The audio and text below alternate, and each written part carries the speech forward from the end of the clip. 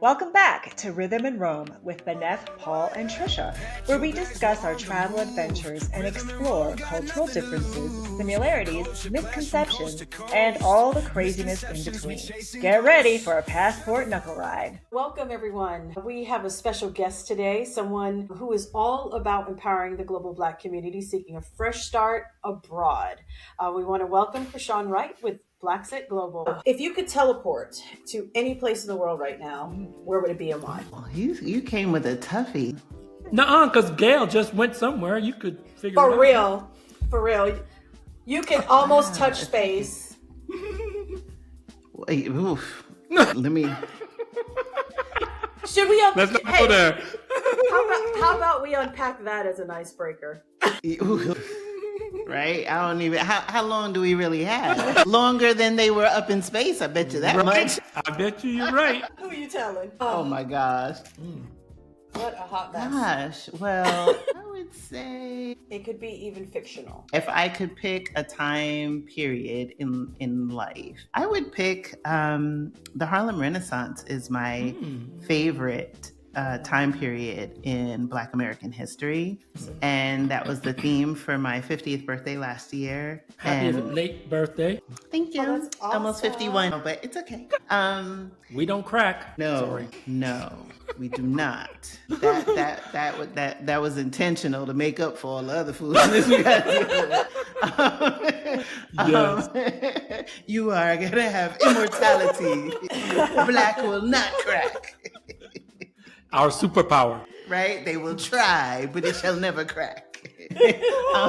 And the reason for that was I saw the synergy from the 1920s to where we are in the 2020s. And as someone who does this work to help people migrate abroad, I saw the synergy between us having our Renaissance period now. Those of us are choosing to move abroad and find freedom and Black joy and all those things to, the joy and freedom and beauty and exuberance of the 1920s, 1930s of the Harlem Renaissance. So Absolutely. that's great how I time period. interpreted the question. But if I had to pick, Great. I'm definitely Okay. feeling it. No, I'm feeling it because I've thought the same thing as far as the correlation between now and then. I mean, Yeah. it was so solid, and I feel that with all the different mediums as well that we have to do that now, it's just even more expressive. I really enjoy the videos on Instagram and those, just Black people minding their business. So yes, we Not are only resting. that, we dressed our butts off back then too that as well. part. That's- that I part. mean, come on. Yeah. And we had a pimp in our step, kind of like, Yes. just I love swag that. Yeah. for Absolutely days. love it. I love it. And that was the theme for my birthday. So everybody came out. We had That flower dresses. We Must have had- been All amazing. right. Yeah, it was beautiful. I chartered a yacht. We were What? Yes. I was going in style. Where Eyes was free. my invite? Eyes free. Yeah, now Where that was we're my friends, now that we're friends. not I only mean, are I we am throwing husbands- another yacht party. So if y'all Okay. looking for an invite, Blaxit Global is turning 5 this year. So we are having a yacht party on the exact same yacht, October 23rd. Okay. Let me get my pen. You know I'm in Paris, right? You know I'm living in Paris. That's a hop, skip, and a jump, baby. I was just in Portugal. I go there all the time. I'm saying hop, skip, and a jump. Yeah, so very Oh. exciting. All right, one more icebreaker and we'll get right into the question. So, if Blaxit Global were a travel destination, what kind of vibe would it have, actually? It's gonna be cool vibes like Bali or like Thailand, right? Like very cool vibes, tropical vibes. But it's always gonna have a fun element because I like to have fun. Amen. Keeps you life young. is too Keeps you short. young. Yes, Life absolutely. is too short. Yes. I'm saying, you speak my Yeah. language. All day. Seriously. Yeah. Well, those were fun. Thank you so much, Chrishan. Thank you. Those were great. Yeah. Hey, Cool. All right. So let's get right into the questions so our viewers can get to know you a little bit better. First question. You've lived the expat life and now you guide others through it. How has your perspective of freedom shifted since immersing yourself in different cultures and different experiences now that you live abroad? Ooh, it's so interesting that you asked that question because when I was in the States, my definition of freedom, I don't think I really appreciated it. I thought I was free. I had the corporate job, a multiple six-figure job. I was able to care for my children. I was actively planning my Blaxit. And I thought it was just going to be, physically moving myself to another country. And then now being able to really, in a lot of ways, mentally divest from the US, start to challenge my own beliefs and deconstruct what I've been taught. Now realize freedom, at least where I sit in the world, is really taking yourself out of those constructs, right? Taking yourself out of dependence from a system, recognizing that you are in a system, first of all, and that you're part of a game. Whether you think it or not, the game is being played. Whether you think you're a participant or not, you are. And so you have to learn how to play the hand that's dealt. And so for me, it's financial freedom, it's time freedom, it's location freedom and independence. I recently just came back from spending a month in Asia. I toured Thailand for 2 weeks and Vietnam for 2 weeks. Oh, wow. It was fantastic. And that wasn't even like a plan. It was just like, okay, I've been taking Portuguese classes for 5 months. I graduated and I just needed to decompress. And it just so happened that my community came together and was able to take care of the dog while I was away. And they were like, go away for a month. And I'm like, what? Don't ask me twice. Yes. Right. And then to have the money to do it and the time, and I didn't have to ask anybody permission. And so when I help people who want to move abroad and choose this life, I really focus on them understanding what is it that you're aspiring to. Sometimes we can't articulate it and our vision is so limited because it's bound and tied to structures that pre-existed us. But it goes back to how I start the podcast, close your eyes and imagine living a life you love. And so when people hear that, it really is a visualization exercise with each episode. That's why I wrote the intro the way I did. And it just allows people to take, a couple seconds just to think if everything, went away, all of the constructs, all of the guardrails, like what would you do? How would you live your life? Boundless ambition. That to me is true freedom. I think I just want to comment and then ask another question because of course. So freedom shifted for you being in the United States and then moving abroad, and then talk a little bit about how your sense of self shifted, your identity, because growing up American, I'm assuming, and then moving to another country and they've got different cultures and different ways of doing things. And did you find a shift in sense of self and identity as trying to adapt to a new culture? Yeah, it's interesting. As an American, you have this pre-move. You have this, you have these horse blinders on that are intentionally there about I always equate it like this. It's like we're taught that the earth, so we're taught that America is the sun and the other countries revolve around it, right? And so it's only through travel that I was able to start to question things that I was taught, things that I believed to be true about, other cultures, my place in the world, and always feeling that, when I was in the States, that I always knew I was going to be abroad. I just, at an early age, as a little kid, it just didn't feel right. It didn't sit in my soul. And so now being able to travel and learn from other cultures, it's interesting. My brother's visiting, and so we just did the African Lisbon tour, and like I said, I just came off of being in Asia for a month. Now when I travel, I have a sense of appreciation for other people's culture and respect. I don't need to fully understand it, or maybe more aptly put, It's like when I go into Venice and I went into the Sistine Chapel and I'm looking at these beautiful frescoes, like that literally took my breath away. Mm-hmm. And I walked in and I gasped out loud. I was just like, and I can appreciate the art. I can appreciate the art. At the same time, in this version of my life, this body, this awareness, I take it for what it is. It was someone who commissioned a rendition of what they wanted to show of, man's creation. Because all of these interpretations always have, men naked, women naked, little cherubs and stuff, but they're all white. There's no Asian people. There's no, indigenous people. There's no African people. And so we didn't exist. Exactly. It's like, this is how it really happened, y'all, right? And if I were younger, and sometimes I think like, oh, wow, I've always wanted to do this my whole life. I wish I had done it when I was younger. Maybe if I were younger, I wouldn't have the wisdom and discernment and the critical thinking to say, this is art. I can appreciate the art, the beauty of it. Take nothing from it. But I also know it's a work of fiction, right? Mm-hmm. In this body, with this age and this life experience, right? But if I went on how other cultures would have led me to believe that this is a real, true interpretation, and the absence of people that look like me, knowing that historically it's false, right? Or not knowing historically it's false, I would take it as fact. I would think I was less than, because what other thing can you deduce, right? Yeah. In the absence of.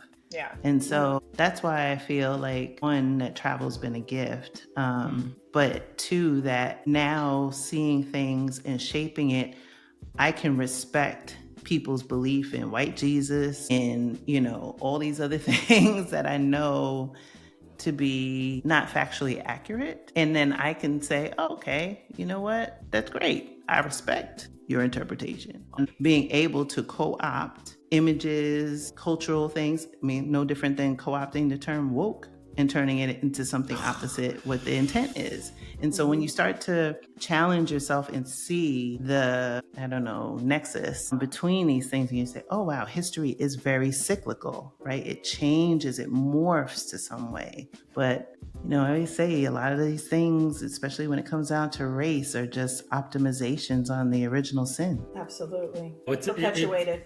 What did you feel like when you maybe come back to the States and visit and, you're talking to your friends who may not be traveling the way you're traveling and all this other stuff? And did you feel you were able to connect, communicate the same, or did they feel a little bit more withdrawn from you or something to that effect? Good question. I guess I can take it in bites, like pre-flight and then post. When I was at work, several of my colleagues were travelers, and that was something I aspired to be. And so because I caught the bug, and then I got more curious, and then, I hated my job. So I was going every 5 minutes. I was like, oh, bye. And then now being in Portugal and among, all of these wonderful melanated expats, we're all travelers.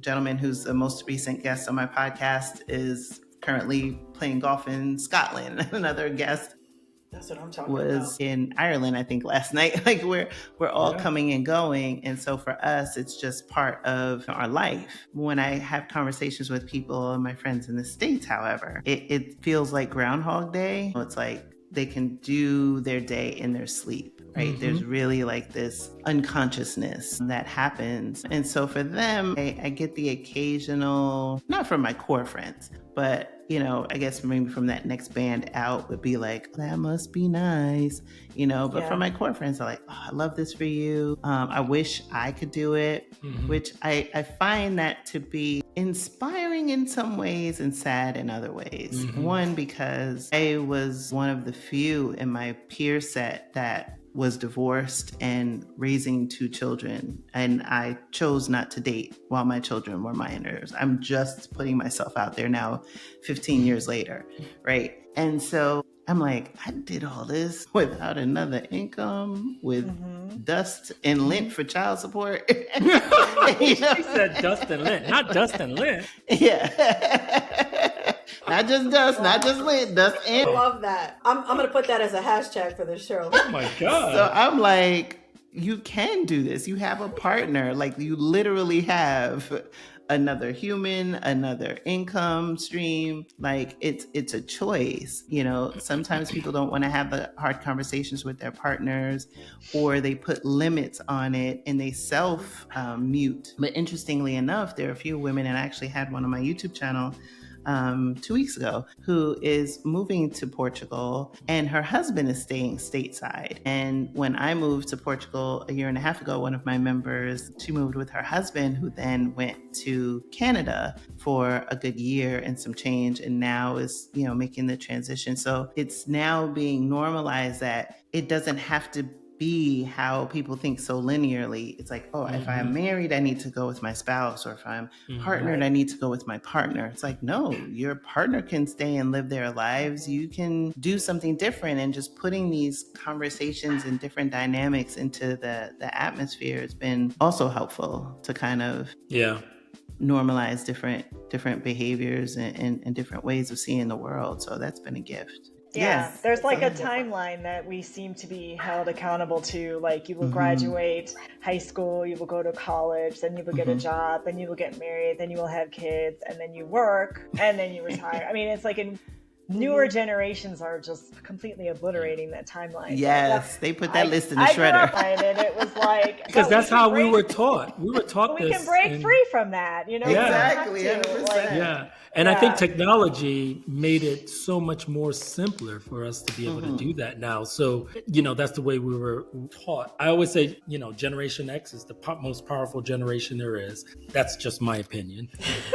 Because I truly believe that, because we grew up in a time where we did not have computers. Then we grew up in a time where we started to have these little crazy devices. And then it was, when you saw those little crazy devices, it was only the rich. Or you saw people that have it, you were like, wow, at least I was. He must be special, or she must be special. And then all of a sudden, now we got to learn how to do websites. Now we got to learn how to do chats. And the chats was kind of weird back then in the 90s. You remember the doc type of chats and stuff like this. And, Yes. and then all this, MySpace and all this other stuff. And then MySpace was the business, okay? Yeah. I'm just saying. Can you just share with me what, you know, cultural truth or even lessons learned abroad, now that you're living there, that you can think more Americans, especially Black Americans, can not worry about, in a sense? I want to make sure, touch on the cultural side. There's a lot of us that are not traveling. And I just wanted to hear things that they need to hear or unlearn from what they've heard. So basically stereotypes again. Yeah. One that comes to mind is, I always hear, doing this work now for 5 years, you know, insert country that's not on the continent. Right. It's like, are Black people there? And it's like, boo-boo. Are you crazy? We's everywhere, right?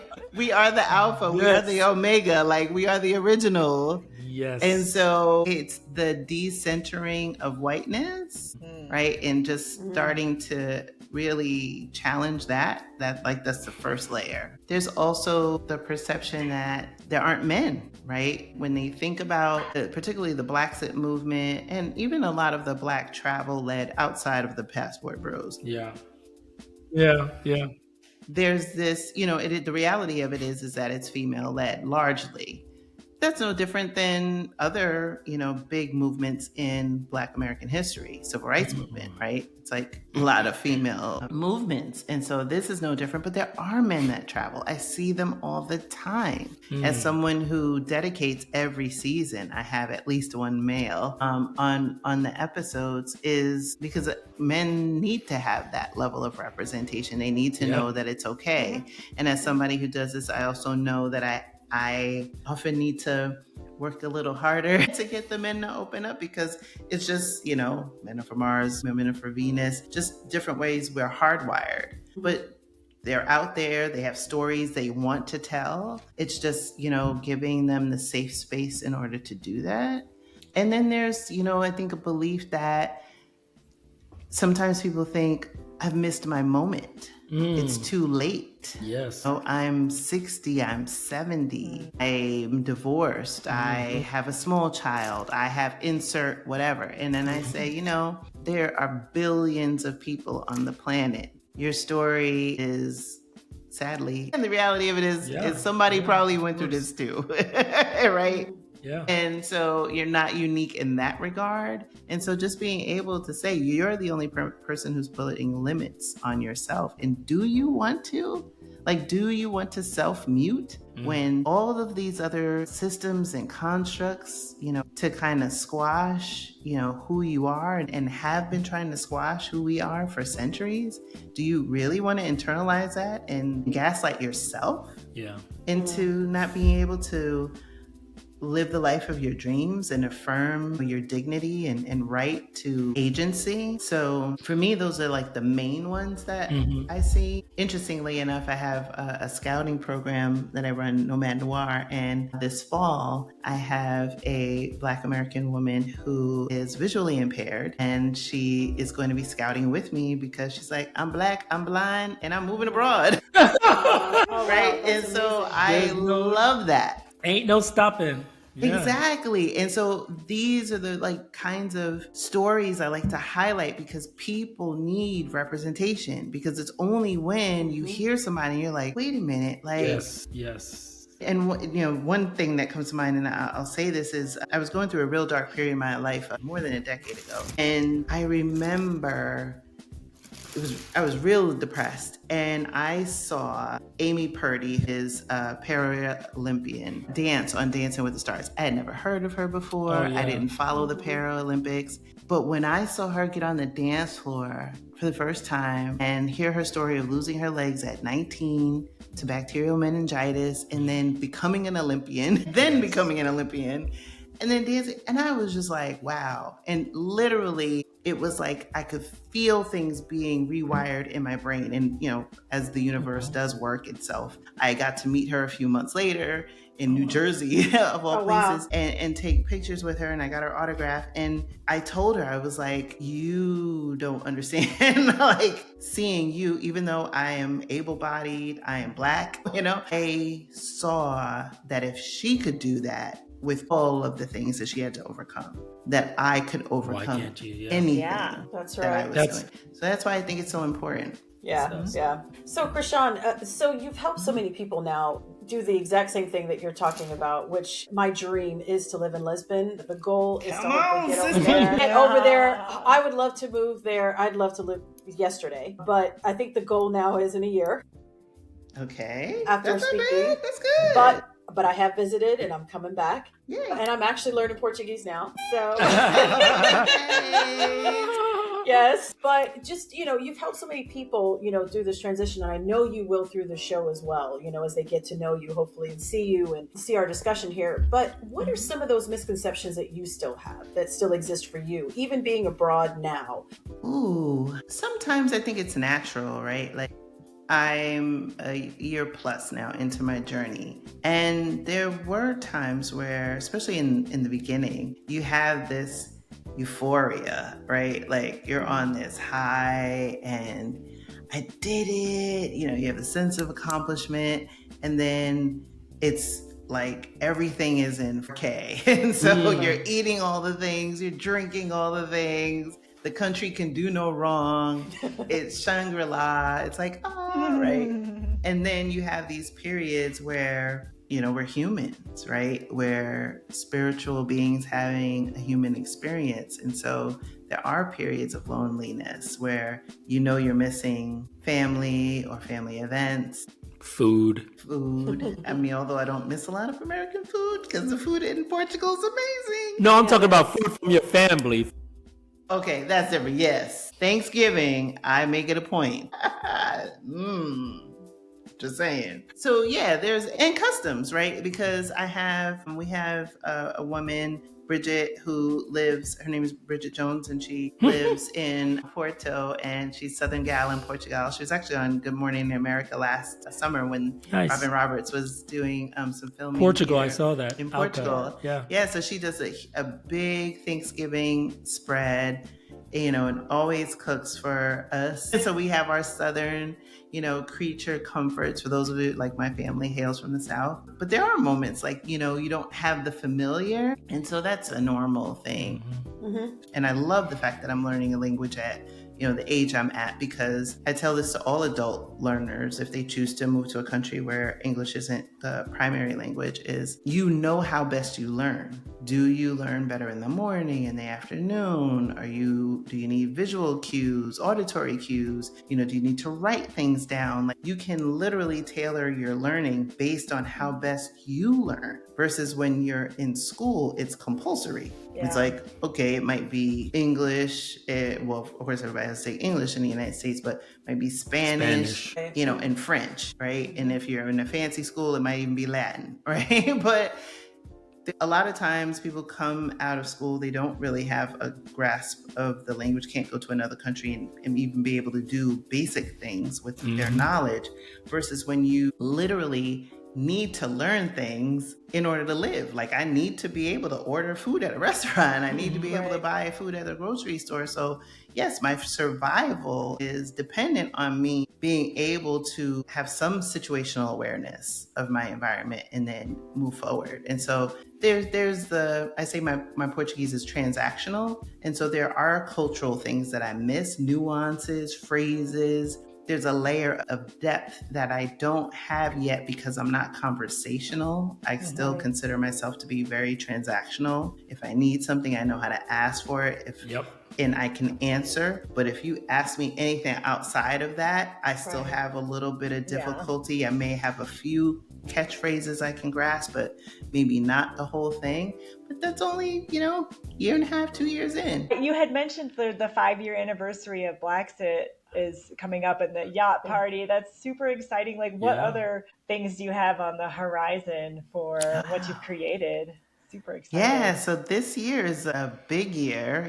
5 is a huge milestone to accomplish. And so for this year, I have 2 Nomad Noir scouting programs. So I just finished one cohort. The ladies left me about 2 weeks ago, and they scouted with me for 10 days throughout Portugal. I have another cohort coming in the fall, in October, early October.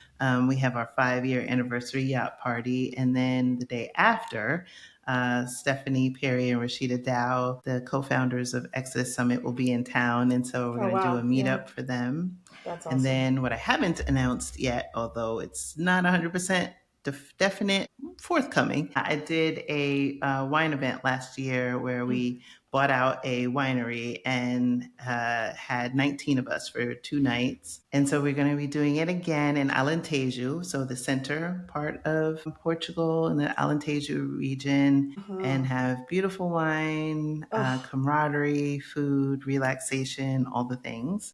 So yeah, I think this year is really like a celebration thematically of Black joy and a reclaiming of it, especially when you think about all the things that have been afoot in America. And historically, Black and Portugal are like this. Exactly. So redefining that, reclaiming it, embracing it, celebrating it. Yes. So that thematically is where we are. And I'm excited. Chrishan, we just want to thank you so much for joining us today. This is amazing. We have totally loved getting to know you and getting to Likewise. And we're so excited for your year that's coming up. Thank you. And hopefully we can certainly do this again, but next time with a glass of wine somewhere. Yes. Vinho. Yes. Cheers to you. Stories untold in every tale.